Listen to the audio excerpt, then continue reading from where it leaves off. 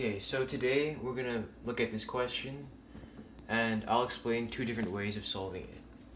So let's read it. A ring-shaped solid is generated by rotating plane region R, bounded by the curve y equals x squared and y equals 1 about line y equals 2. Find volume. Okay, so let's draw what the question is trying to say. So here's our coordinate plane. The curve y equals x squared looks something like this. And y equals 1, which is like this. And about line y equals 2. So that's our axis that we're going to revolve our plane region around. So we'll draw like a dotted line. Okay, so here's the intersection area.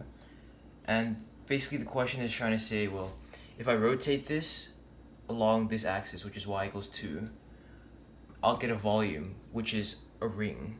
And what is the volume of this ring? Okay, so there's two ways of solving this question. The most straightforward way is called volume by slices, which is the first way people learn, calculus and revolving volumes.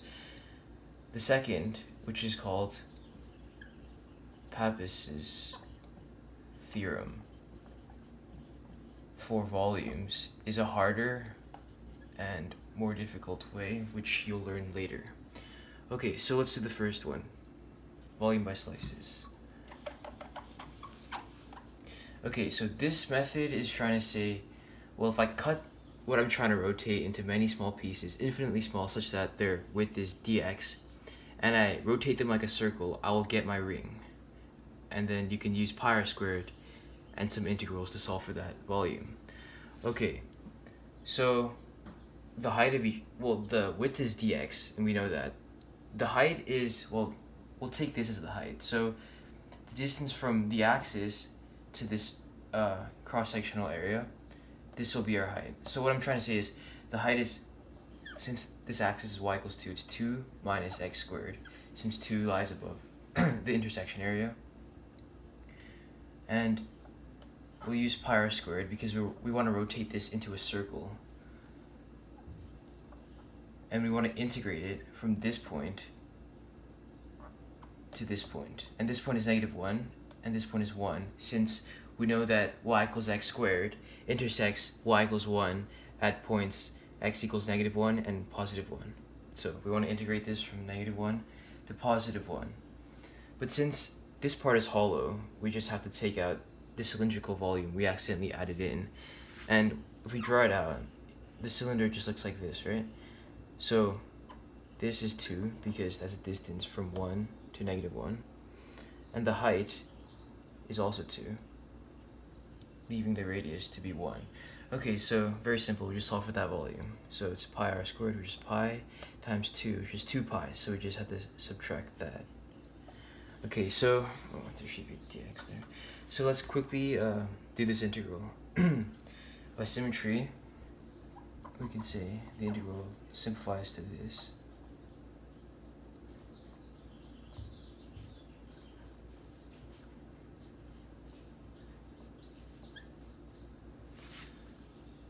Minus 2 pi. Okay, that's very simple. So there should be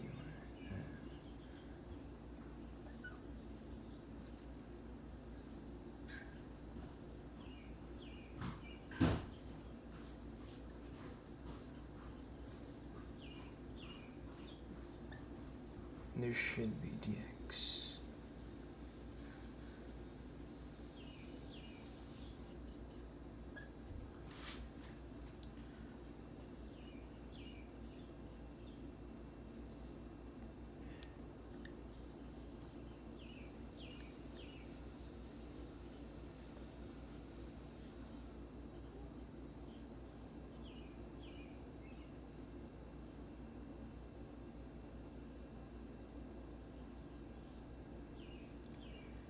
And well, if we evaluate this, I'll write it up here.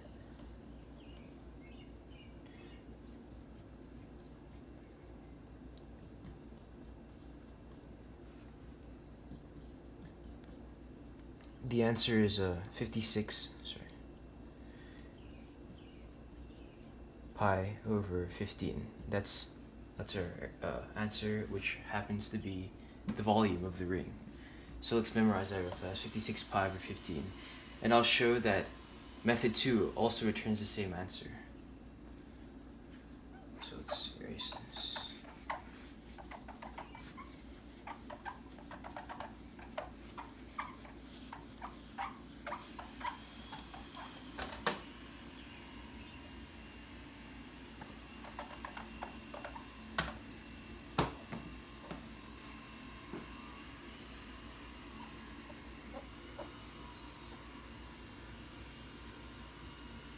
Pappus's theorem for volume.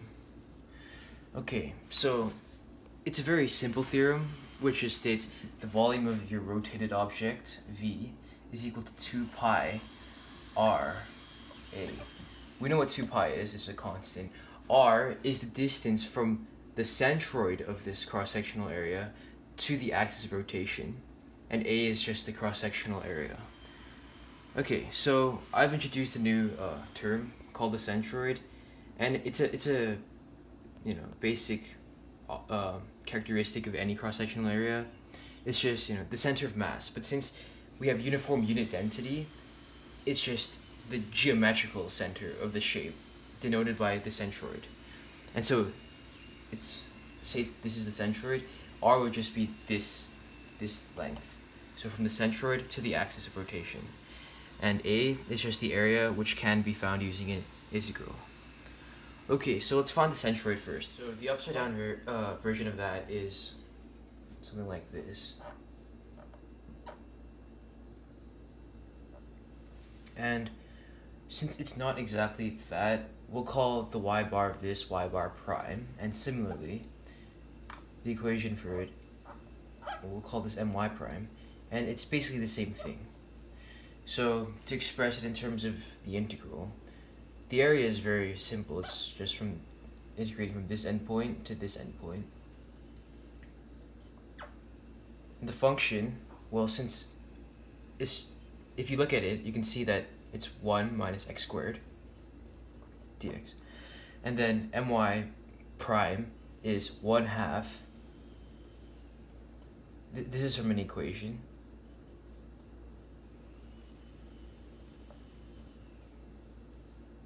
Okay, so let's evaluate this.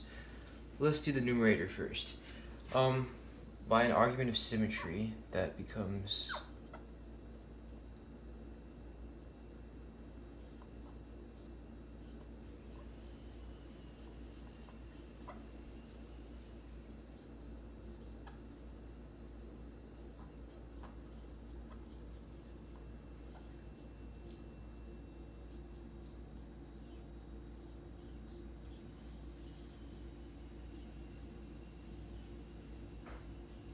so we get 8 over 15 for the numerator. So that will be 8 over 15.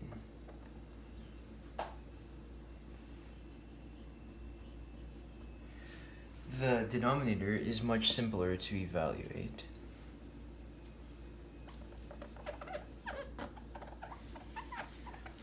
So by an argument of symmetry, we get this, and there should be 2 in front.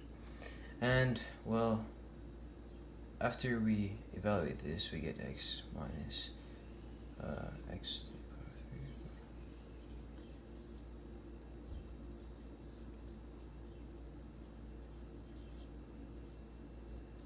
just 4 over 3. So this becomes 4 over 3. And if we evaluate this fraction, we get 2 over 5. So essentially, what it's trying to say is the center of mass of this shape lies at 0, 2 over 5, so at this point. But since we want that the center of mass of this, which is the upside down version, we just have to, using logic, we can find that y bar is equal to 1 minus 2 over 5, which is 3 over 5, since here's 1, and if we flip it upside down, we just have to do a 1 minus operation. So there's that.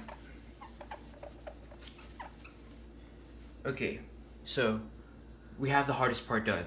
R is the distance from the centroid to the axis of rotation, which is this distance. And that's pretty easy to evaluate because this lies at 3/5.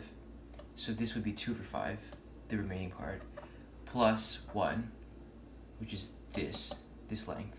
And so R is 7/5. Okay, so we're mostly done. Volume then becomes 2 pi times 7/5. And if you remember what the area was, it was 4/3. Evaluating this gives us 56 pi over 15. And we see that both methods give us the same solution.